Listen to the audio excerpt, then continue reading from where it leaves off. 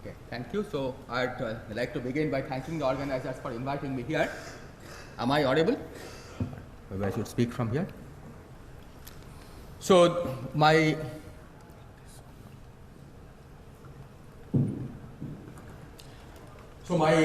talk today will be on describing applications of string field theory to dealing with infrared issues in string theory, and it will be based on the papers which are mentioned here.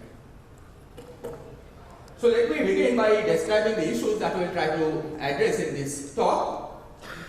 So as is well known, string theory is free from ultraviolet divergences, but it suffers from the usual infrared divergences of quantum field theories. And in the description based on the worksheet, these infrared divergences are associated with degenerate Riemann surfaces. So a degenerate Riemann surface represents a Riemann surface where one cycle gets fixed, which can either break apart the Riemann surface into two Riemann surfaces or reduce the genus by one. Now, in the degeneration limit, string theory amplitudes start resembling field theory amplitudes, but in the Schwinger parameter representation, where we represent a propagator as an integral over the Schwinger parameter with an exponential factor. And in this identification, e to the minus s corresponds to the size of the degenerating cycle. So clearly s goes to infinity will correspond to the degeneration limit of the Riemann surface. And because of this correspondence, the sources of divergence and the sources of infrared divergence in string theory can be understood from the divergence in field theory amplitudes in the largest limit. So we'll try to go back to field theory amplitudes and see what kind of divergence one sees there in the largest limit. So here we have the representation for the propagator again. Now this has two types of divergence. So the first type of divergence arises when k square plus m square is negative. In this case, we can see that the left hand side is perfectly finite, but of course the right hand side diverges. In field theory, this can be dealt with simply by working directly with the left hand side. Okay, we never really have to talk about the right hand side. But this option doesn't exist in the conventional string perturbation theory. So in the conventional string perturbation theory, we treat these divergences via analytic continuity. And in fact, the most common divergence that we are familiar with, for example, the divergence in the Venetian amplitude in the integral representation, okay, which arises when two vertex operators come close, are precisely divergences of this kind.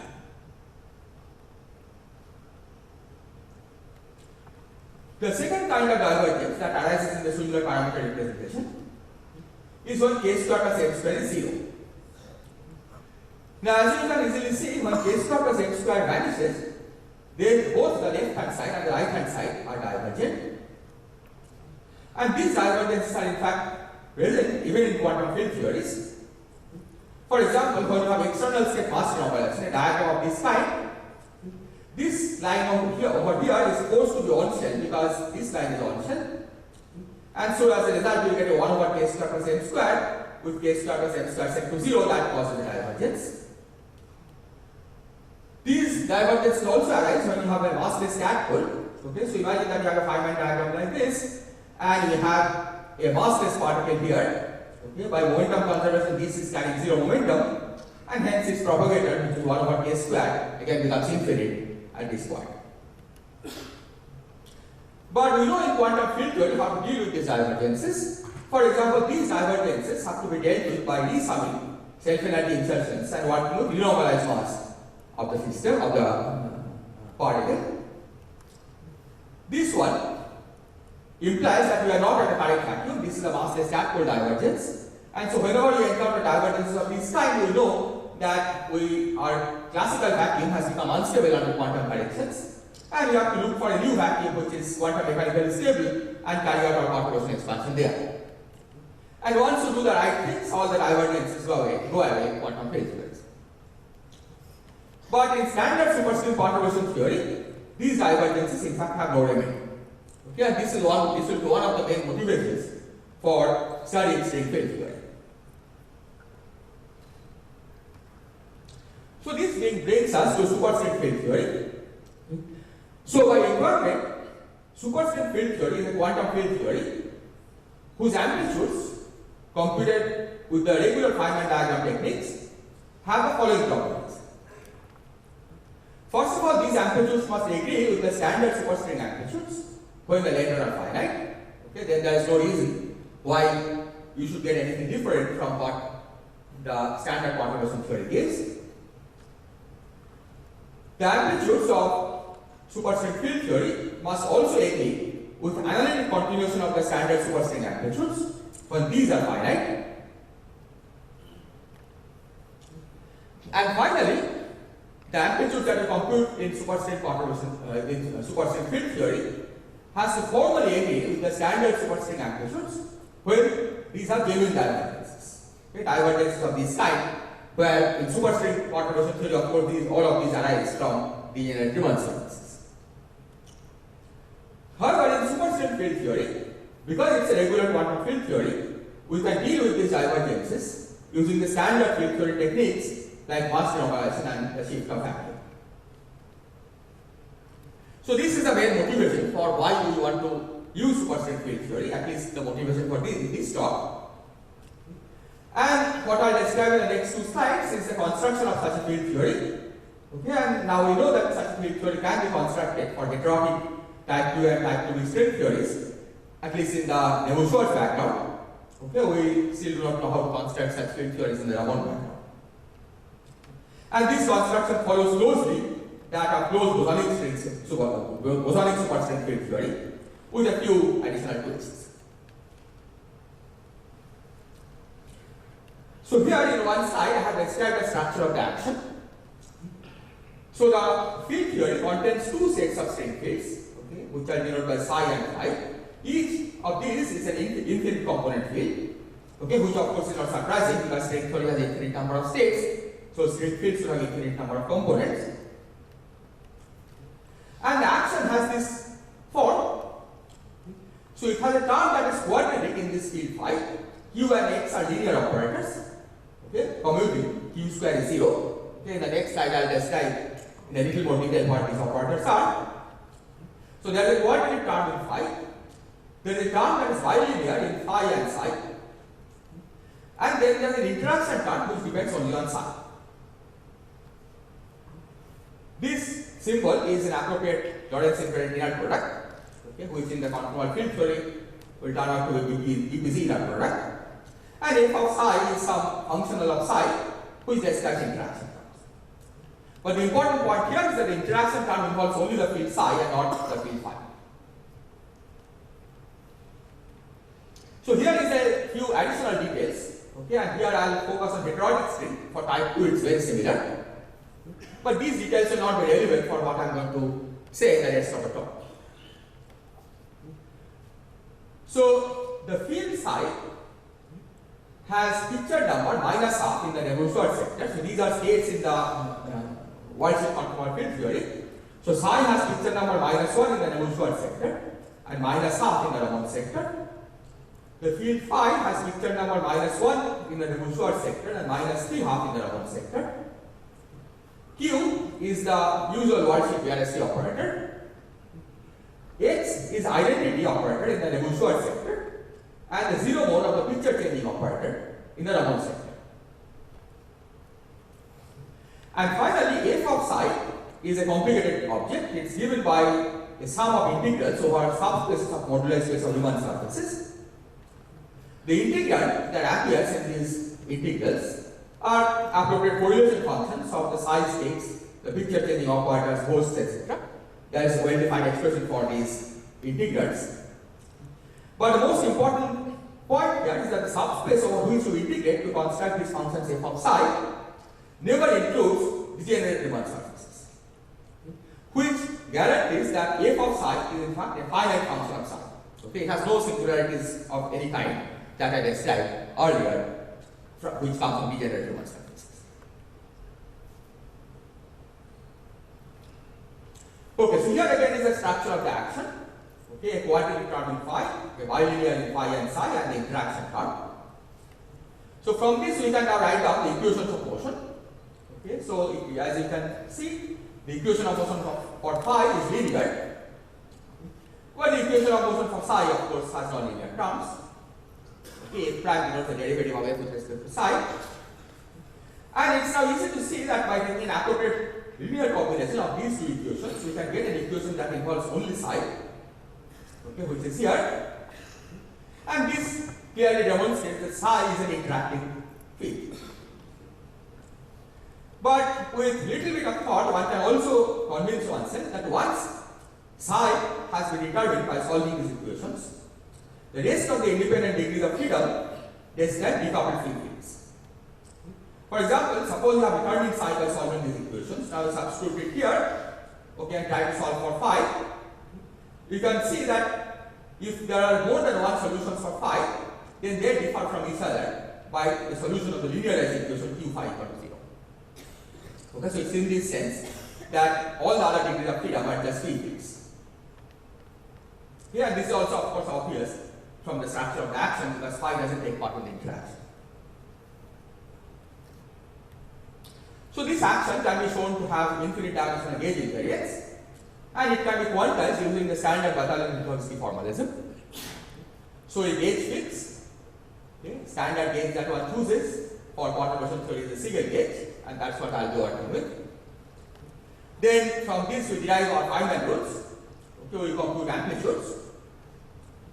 The amplitudes of psi give the scattering amplitudes with the desired properties, with the three properties that I mentioned earlier. Namely, it agrees with the string, the normal superstring perturbative amplitudes whenever the data is finite, and whenever the data diverges, it formally agrees with the same amplitudes.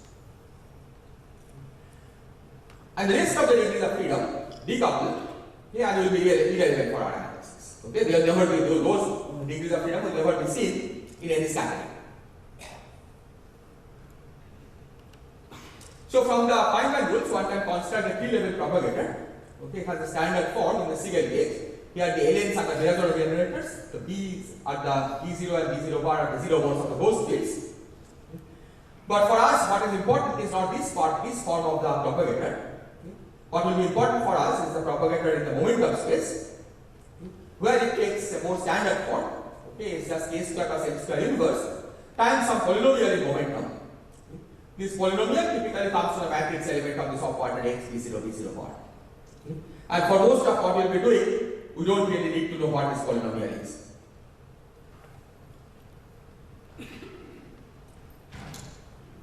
The way string field theory differs from ordinary quantum field theories is in the vortex. Okay, in the structure of the vortex. It turns out that the vortices, of course, have very complicated dependence on the momentum.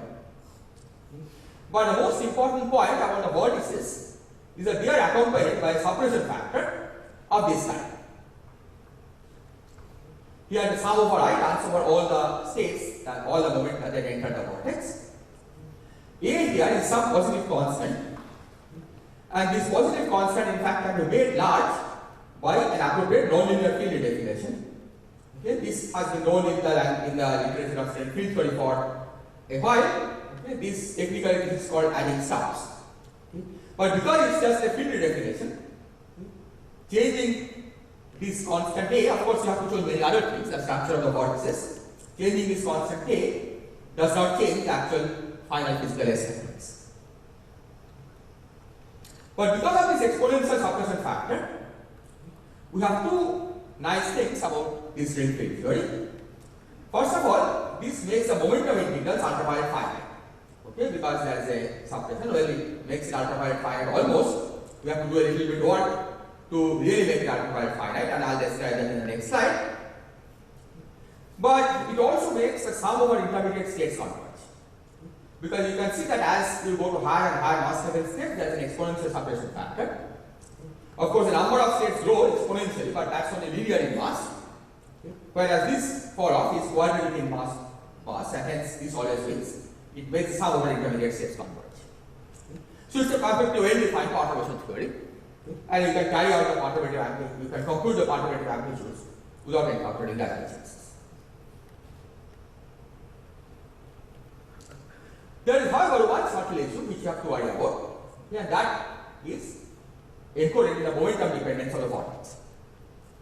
Because if you look at this, you can see that the momentum dependence of the vortex, of course, the dependence on the spatial part of the momentum is perfectly nice, it falls off. But because of the Lorentzian signature that we will be using, the dependence on the energy is opposite. Okay, it in fact blows up exponentially at large energy. So integration over the spatial momentum converges, but integration over the energy is diverged at large Ki0. And this tells us that the spatial components of loop momentum can be integrated along the real axis, but we have to treat the integration over the loop energies more carefully. And what I will be describing in the next few slides is what exactly we have to do to treat the loop integration over the loop energies more carefully. So it turns out that the resolution is to have the ends of the loop energy integrals approach plus minus I infinity instead of plus minus infinity. This, of course, is a standard weak rotation. However, in the interior, we cannot take the loop energy integrals all the way along the imaginary axis. Okay, we have to typically deform the contour of integration in a certain way to avoid poles. Okay. And so what I describe now is in an algorithm how we should choose the loop energy integration contours. Okay. And later on I will illustrate this in the context of a specific example. So here is the general procedure. So suppose you are interested in a physical scattering where all the external energies are real, all the external moments are real. We multiply all the external energies by some complex number u. Now when u is equal to I, then all the external energies are imaginary, and in this case, of course, we can take all loop energy contours to lie along the imaginary axis without incorporating any singularity.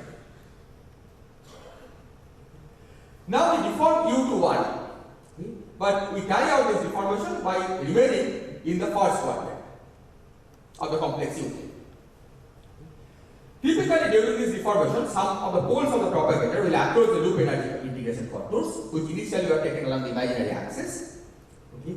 And if this happens, we have to deform the contours away from the poles, keeping its ends at plus minus I. Okay. So we must never let the poles cross the contour.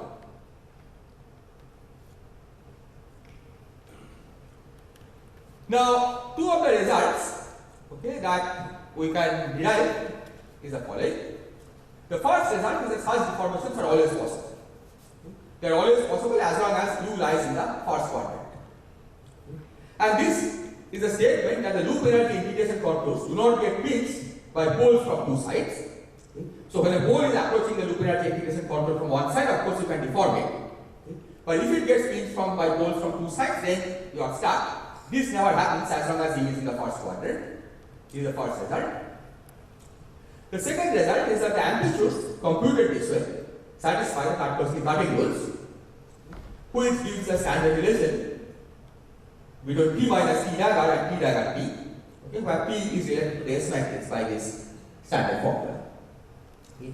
And this relation is proven by writing down the contour integrals for T, by writing the contour integrals for T dagger, and then simply trying to deform the contours for T dagger to contours for T and picking up the residues on the way, and the residues can be shown to be given by T dagger T. Okay, that's the general philosophy of the proof. Now this is a step towards proof of unitarity, but this is of course not a complete proof, because if we look at T dagger T and if we insert a complete set of states between T dagger and T, then the sum of our intermediate states will run over all states in the single gauge. Okay, that's the gauge we have been using. But the desired result is that only physical states will contribute to the sum. Okay, because in the unitarity relation, only physical states contribute, not all states contribute. This can be shown, okay, and this in fact can be shown using the quantum order identities of superstring field theory. Again, the full proof is somewhat involved, but I will illustrate this by an example. And this will require cancellation between the matter and the ghost loops, typically.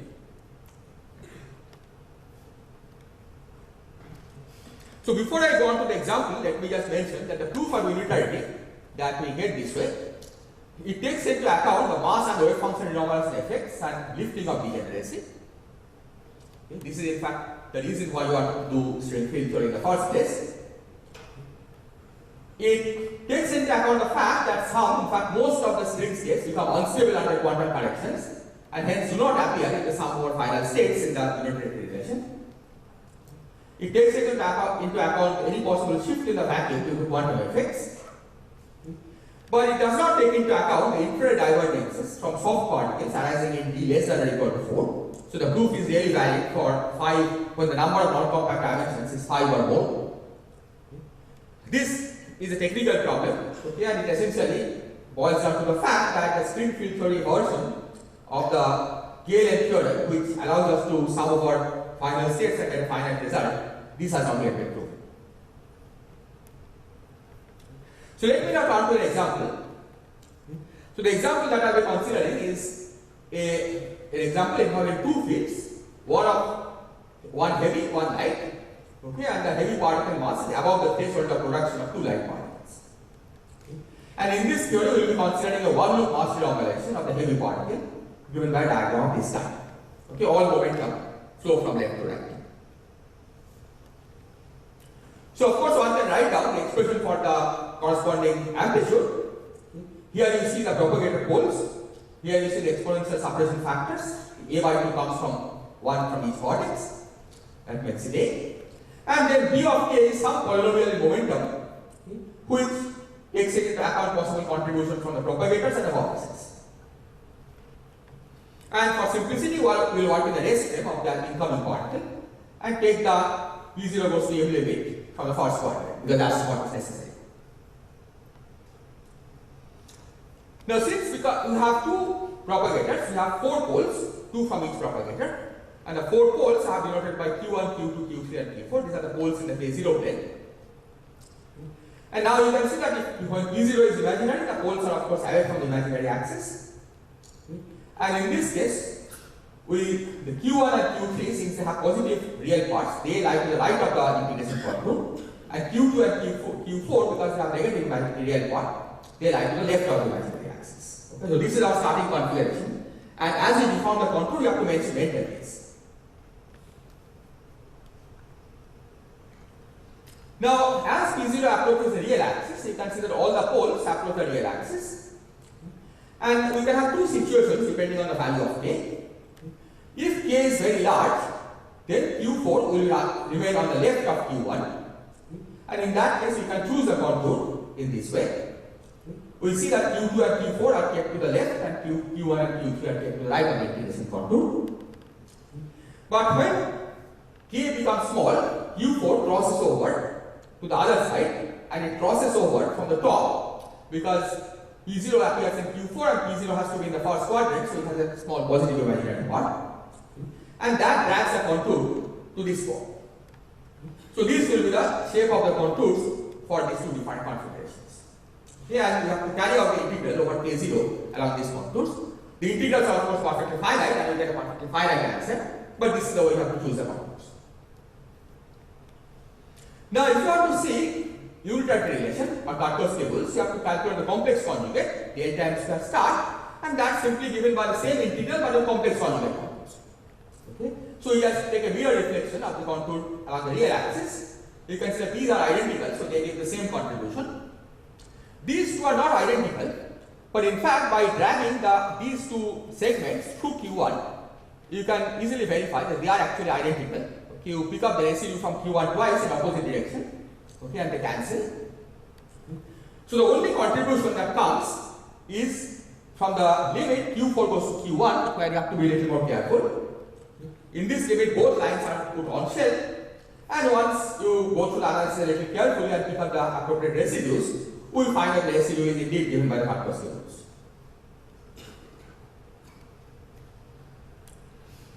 So this establishes the cutting rules for this diagram, but now we have to worry about the contribution from additional states which are not physical. Okay, so their thick vertical line is a cut, and in this case one can do this analysis very explicitly. Okay, and one finds that there are two kinds of additional contributions which are potentially just not zero by themselves. One where we have a BRST trivial state inserted at this vortex from this line, and the BRST non-invariant state inserted from this line. And here you have a BRST non-invariant state inserted from this leg and BRST trivial state inserted from here. This is opposite. Okay, here this is BRST non-invariant, this is BRST trivial, this is BRST trivial, and this is BRST non-invariant. These diagrams don't vanish by themselves. However, using word identity, we can move this Q from here to here because the external state is physical, and move this Q from here to here. And by keeping track of the sign carefully, one can show that these two diagrams indeed exactly cancel. Okay, and that proves the desired relation, because once the physical states cancel, then the only contribution comes from the physical states propagating in the along the paths. So as I said, all order proof of unitarity is a little more involved, but it basically follows the same kind of line of arguments. And it takes into account the quantum modification of the BRST operator Q, which is computed from the 1 pi effective action. And because of this, it automatically takes into account the effect of mass renormalization, vacuum shift, wave function renormalizations, and so on. Okay, because the renormalized BRST operator knows about all of these. Okay, so I think my time is up, so I'll skip the next part, okay, and go to the conclusion. So here is a summary. So what we have shown is that covariant superstring field theory gives a Lorentz invariant, ultraviolet, finite, and unitary theory. In this formulation, the divergences that we encountered in conventional Walsh perturbation theory, which are associated with mass renormalization and possible shift of vacuum, they can be dealt with exactly as in conventional quantum field theories. And this third part, which I didn't have time to describe, is that this procedure, okay, the insight from string field theory, can also provide useful alternative to the analytic continuation that is often needed in conventional superstring perturbation theory to make sense of divergent results. So I think I'll stop here. Thank you.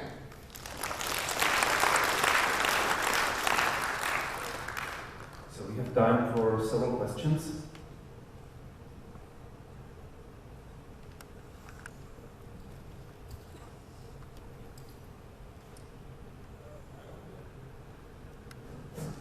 I wanted to comment that there is another method to regulate infinite divergences in the first quantized formulation, and this is by curving the non-compact part of the string, and it has been used to compute, in fact, one-loop corrections to coupling constants. Okay, but I don't know how easy it is to do an all order calculation. If you want to do arbitrarily high order, can you do it with? It has not been used, but we can discuss maybe afterwards to see to what extent this can be done.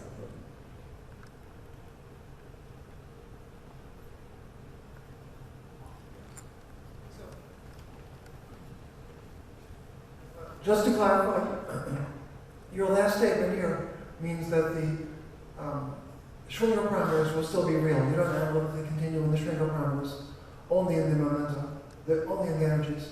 Yes. Okay, thanks. Well, apparently we don't even see the Schwinger parameter because you write in terms of the momentum integrals, and the momentum integrals are performed along the default contour.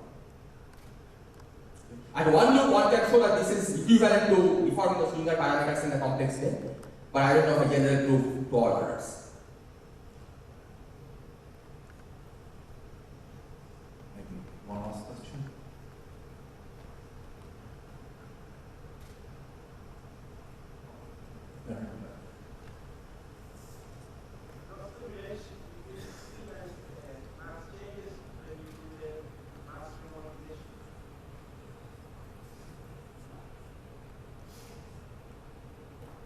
Does the relation between mass and speed changes when you do mass renormalization?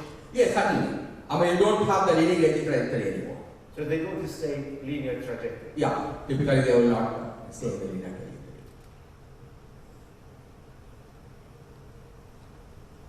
Okay, so in view of the time, we should move forward. So let's thank Ashoke again.